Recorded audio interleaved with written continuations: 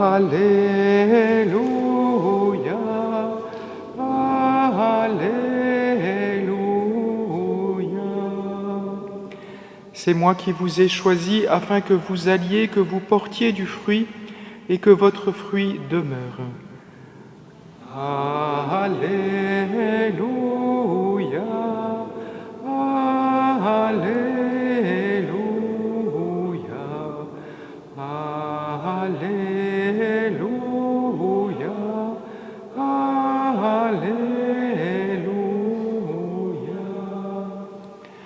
Le Seigneur soit avec vous.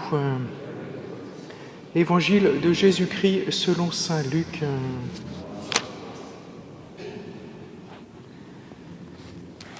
En ce temps-là, comme on l'écoutait, Jésus ajouta une parabole. Il était près de Jérusalem et ses auditeurs pensaient que le royaume de Dieu allait se manifester à l'instant même. Voici donc ce qu'il dit.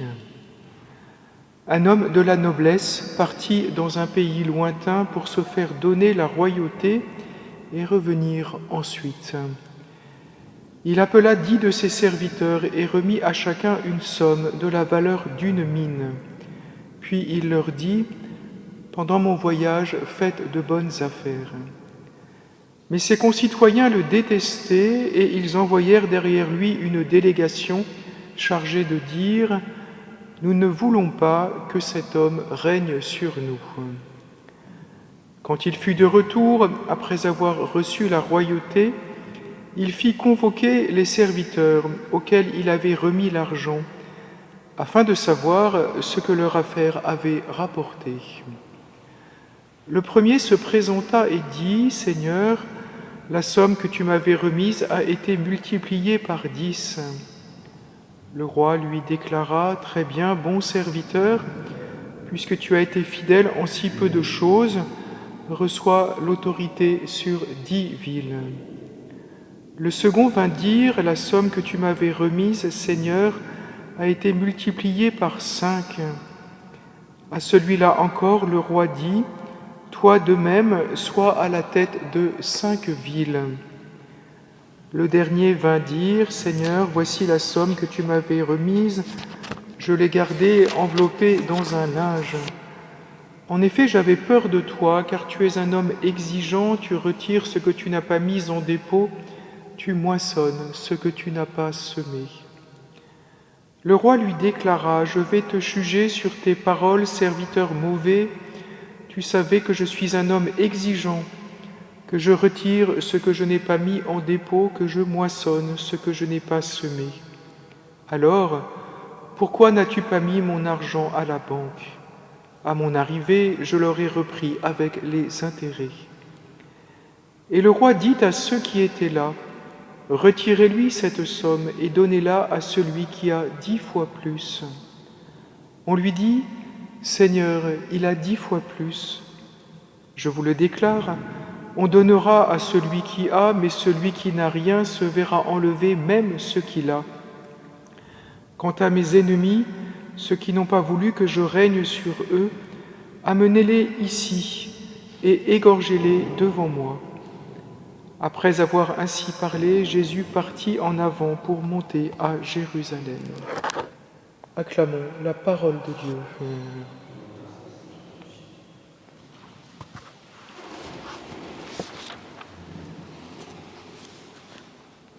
L'auteur de l'Apocalypse, ce livre si mystérieux, si grandiose, dont nous entendons ces jours-ci des extraits, est théologien. Et théologien, chacun de vous peut le devenir par son baptême, par l'esprit qui l'habite. Et donc, il était intéressant, à partir de ce livre, de se demander au fond, qu'est-ce que c'est qu'un théologien ?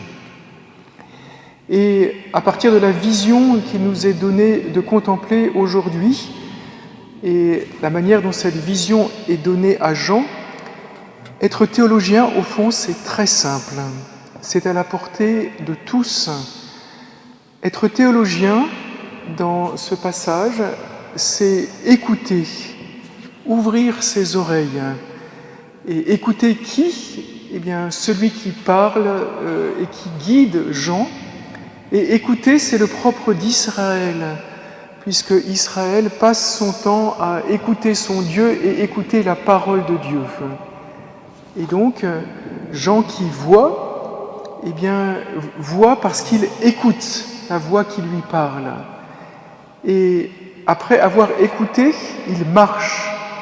La voix lui dit « monte » et il monte.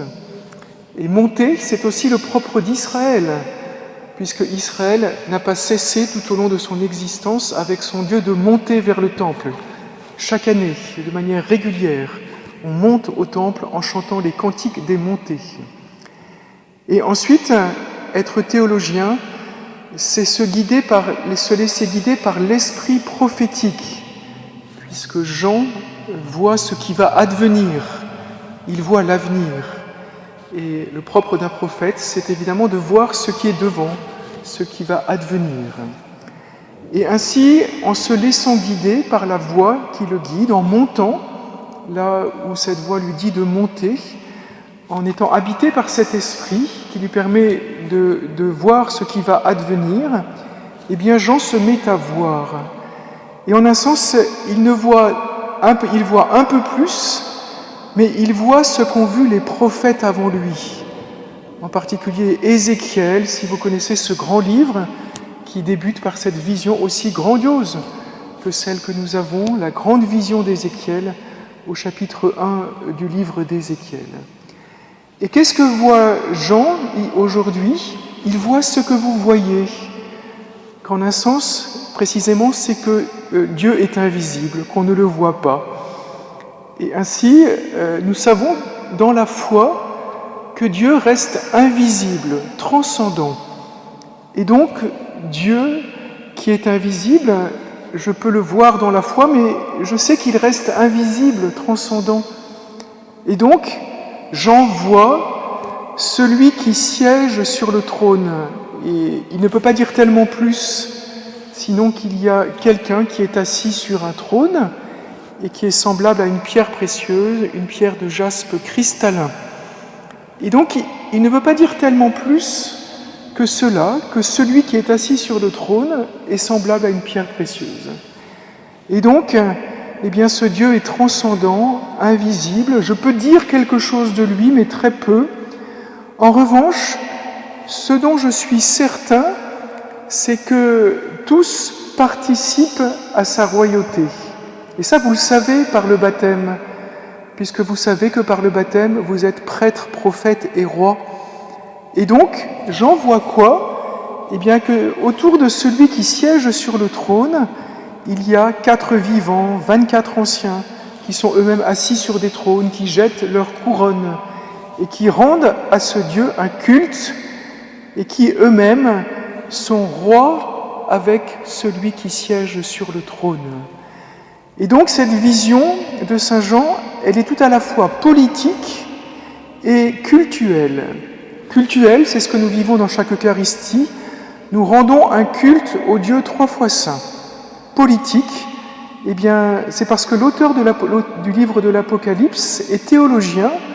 Et qu'est-ce qu'il voit ? Il voit que les chrétiens sont opprimés en Asie, qu'ils sont soumis à une condition extrêmement dure, et que, à travers cette vision, il leur donne une espérance qu'un jour, vraiment, au titre de leur baptême, ils seront rois comme ces 24 anciens, avec celui qui siège sur le trône. Et que feront-ils au ciel ? Ils rendront un culte, ou plutôt ils continueront de rendre un culte à celui à qui ils ont rendu un culte chaque dimanche, parfois chaque jour, dans chaque Eucharistie. Ils continueront de dire que Dieu est 3 fois saint. Vous voyez dans cette lumière que être théologien, ce n'est rien d'autre que chaque jour vivre de l'esprit prophétique, et c'est à la portée de chaque chrétien, et ensuite, guidé par cet esprit, écouter, voir et dire à la lumière du Dieu qui s'est révélé ce qui se vit en ce moment du point de vue de ce Dieu dont nous savons qu'il est à la fois inconnaissable, en ce sens qu'il est transcendant et invisible, et en même temps connaissable parce qu'il vient à nous et se fait connaître. Ainsi, aujourd'hui, puissiez-vous, vous aussi, au titre de votre baptême et de l'Esprit qui vous habite, avec tous les théologiens de l'Église et le livre de l'Apocalypse, être vous aussi théologien.